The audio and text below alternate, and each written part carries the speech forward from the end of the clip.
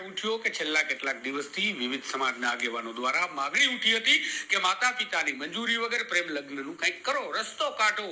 બાળકો ભાગીને લગ્ન કરી રહ્યા છે.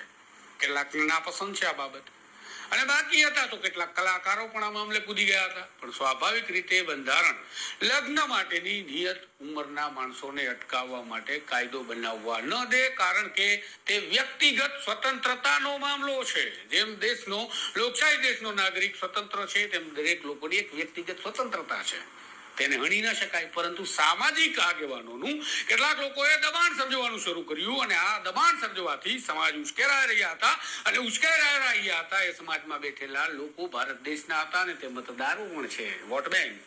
આ સરકારને ન પરવડે દબાણ, આ સ્વાભાવિક છે. અને વોટ બેંકની રાજનીતિ માટે સત્તા પક્ષે પણ કંઈક કરવું પડે.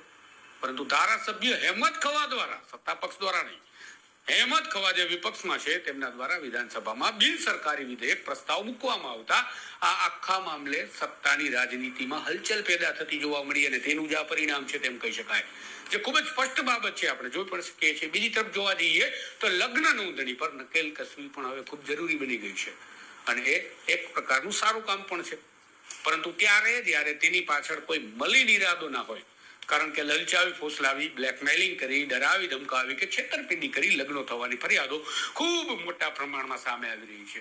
એ ઉપરાંત કેટલાકે તો લગ્ન નોંધણીની ફેક્ટરી ખોલી નાખી હોય એટલી હજારોની સંખ્યામાં સત્તાનો દુરુપયોગ કરી લગ્નની નોંધણીઓ કરાવી અને પૈસા છાપવાનું કૌભાંડ ચલાવી નાખ્યું, એ પણ આપણે જોઈ ચૂક્યા છીએ. ચાહે હિન્દુના લગ્નની વાત હોય કે ચાહે મુસલમાનના નિકાહની, બંને તરફે આવી ઘટનાઓ આપણે જોઈ ચૂક્યા છીએ. માટે આ મુદ્દો ધાર્મિક નથી અને કોઈ ચોક્કસ ધર્મને ટાર્ગેટ ન કરી શકાય. પરંતુ આજ તો રાજનીતિની તસવીર અને તાસીર હવે બની રહી છે, જેમાં બોલો કંઈક બીજું, કાયદામાં લખો